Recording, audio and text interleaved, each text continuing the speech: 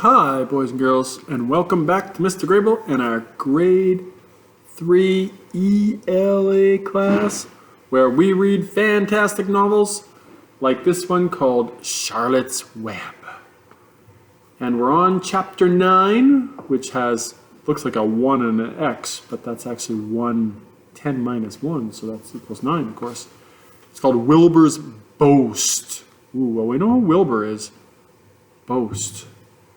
Boast, I think, means like bragging. Let's see what Wilbur's bragging about. He's been kind of sad the last few chapters. A spider's web is stronger than it looks. Although it is made of thin, delicate strands, the web is not easily broken. However, a web gets torn every day by the insects that kick around in it, and the spider must rebuild it when it gets full of holes. Charlotte liked to do her weaving during the late afternoon, and Fern liked to sit nearby and watch. One afternoon, she heard a most interesting conversation and witnessed a strange event. "You have awfully hairy legs, Charlotte," said Wilbur, as the spider busily worked at her task. "My legs are hairy for a good reason," replied Charlotte. "Furthermore, each leg of mine has 7 sections. The coxa, the trochanter, the femur, the patella, the tibia, the metatarsus, and the tarsus." Wilbur sat bolt upright. "You're kidding," he said. "No, I'm not either." "Say those names again. I didn't catch them the first time." "Coxa, trochanter, femur, patella, tibia, metatarsus, and tarsus." "Goodness," said Wilbur, looking down at his own chubby legs. "I don't think my legs have 7 sections." "Well," said Charlotte, "you and I lead different lives. You don't have to spin a web. That takes real leg work." "I could spin a web if I tried," said Wilbur, boasting.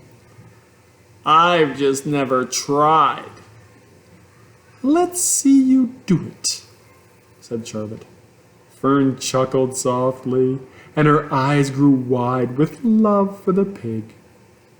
"Okay," replied Wilbur. "You coach me, and I'll spin one. It must be a lot of fun to spin a web. How do I start?" "Take a deep breath," said Charlotte, smiling. Wilbur breathed deeply. "Now, climb to the highest place you can get to, like this." Charlotte raced up to the top of the doorway. Wilbur scrambled to the top of the manure pile. "Very good," said Charlotte. "Now make an attachment with your spinnerets. Hurl yourself into space and let out a drag line as you go down." Wilbur hesitated a moment, then jumped out into the air. He glanced hastily behind to see if a piece of rope was following him to check his fall, but nothing seemed to be happening in his rear. And the next thing he knew, he landed with a thump. "Ooh!" he grunted. Charlotte laughed so hard her web began to sway. "What did I do wrong?" asked Wilbur, when he recovered from his bump. "Nothing," said Charlotte. "It was a nice try." "I think I'll try again," said Wilbur cheerfully. "I believe what I need is a little piece of string to hold me." The pig walked out to his yard. "You there, Templeton?" he called.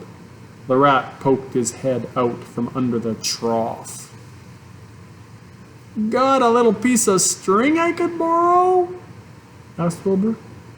"I need it to spin a web." "Yes, indeed," replied Templeton, who saved string. "No trouble at all. Anything to oblige."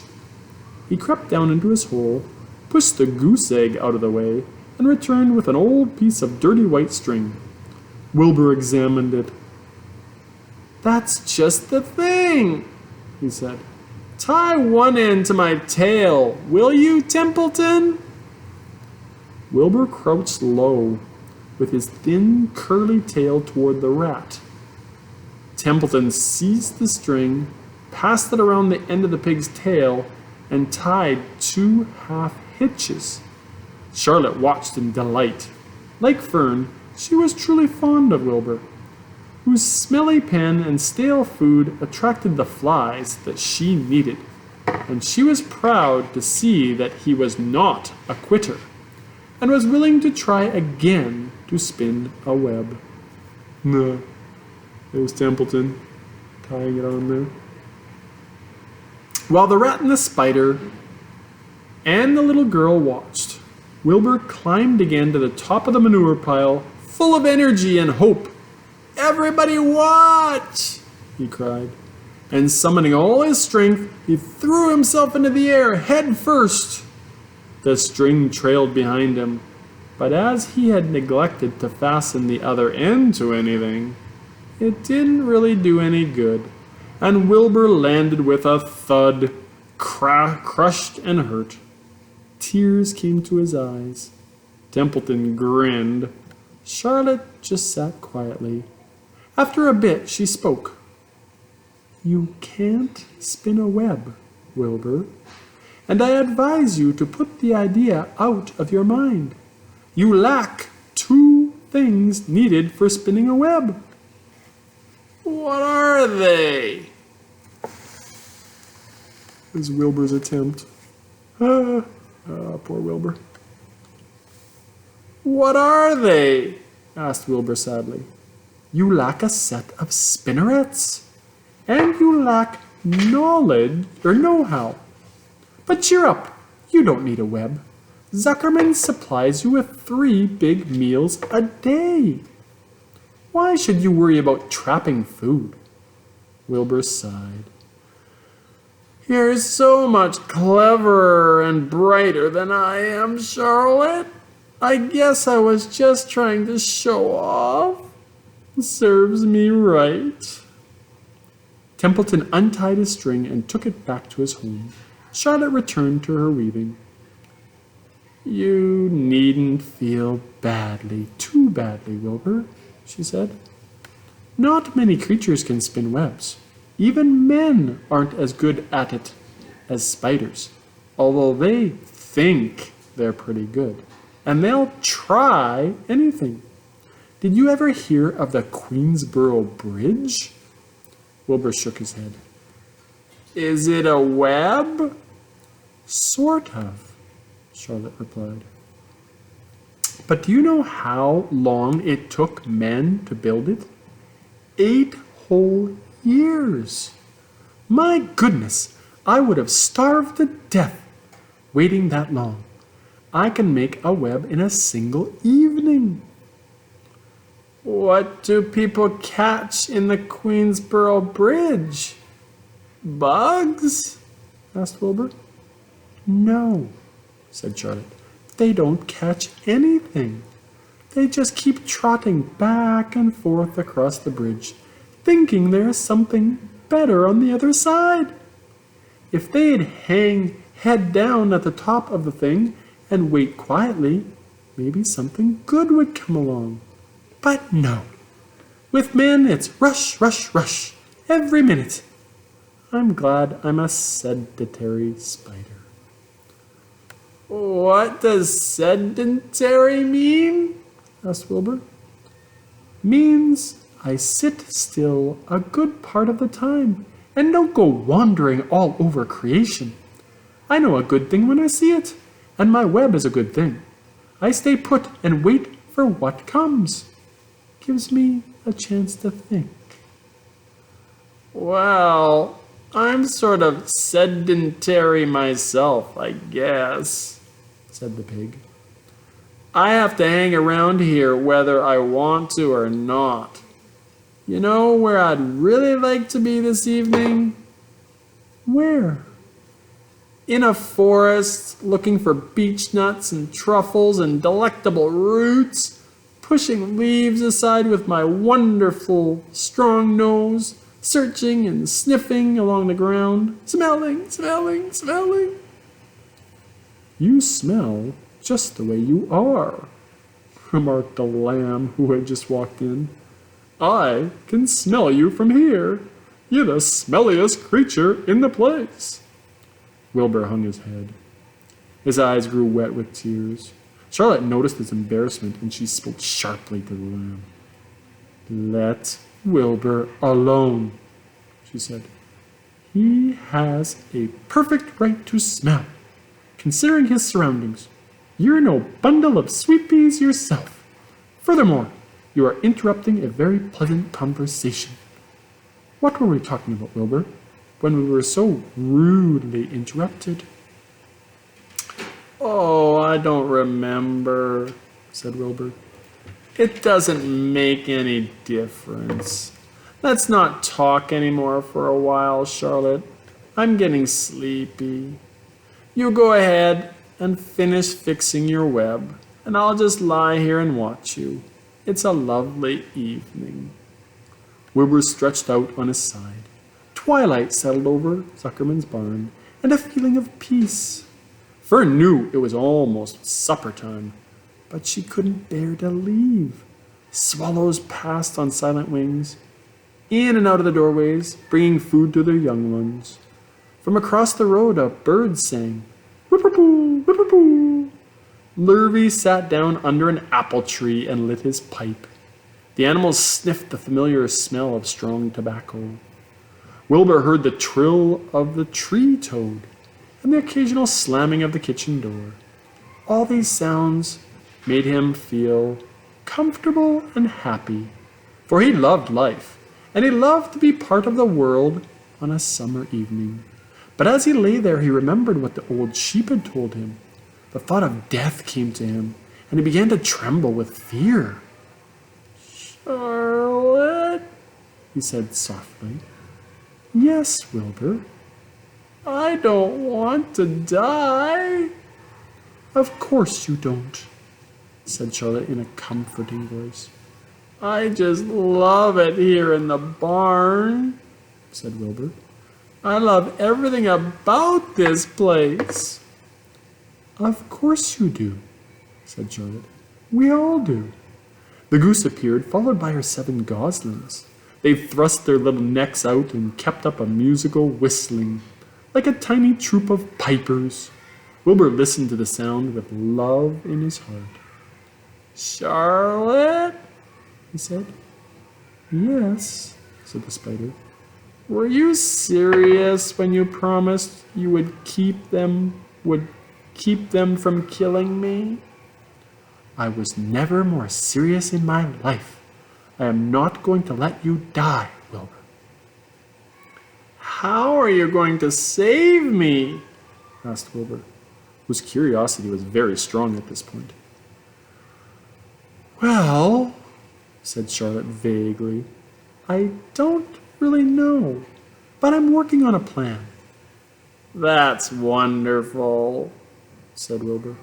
How is the plan coming, Charlotte? Have you got very far with it? Is it coming along pretty well? Wilbur was trembling again, but Charlotte was cool and collected. Oh, it's coming all right, she said lightly. The plan is still in its early stages and hasn't completely shaped up yet, but I'm working on it. When do you work on it? Begged Wilbur. When I'm hanging head down at the top of my web. That's when I do my thinking, because then all the blood is in my head.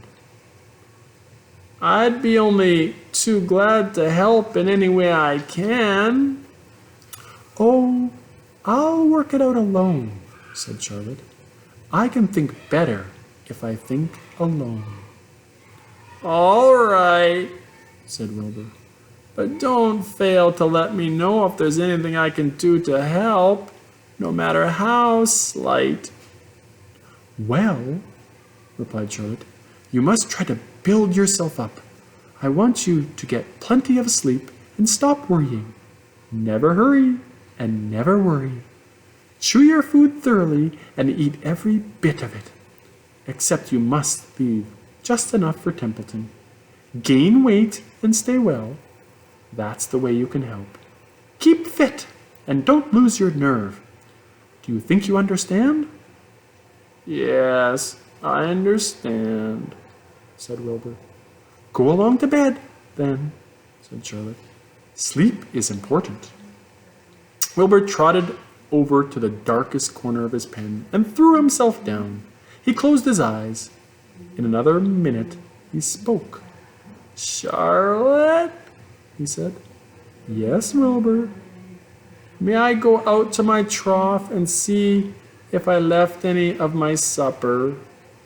I think I left just a tiny bit of mashed potato. Very well, said Charlotte. But I want you in bed again without delay. Wilbur started to race out to his yard. Slowly, slowly, said Charlotte. Never hurry and never worry. Wilbur checked himself and crept slowly to his trough. He found a bit of potato, chewed it carefully, swallowed it, and walked back to bed. He closed his eyes and was silent for a while. Charlotte, he said in a whisper. Yes. May I get a drink of milk? I think there are a few drops of milk left in my trough. No, the trough is dry, and I want you to go to sleep. No more talking. Close your eyes and go to sleep. Wilbur shut his eyes.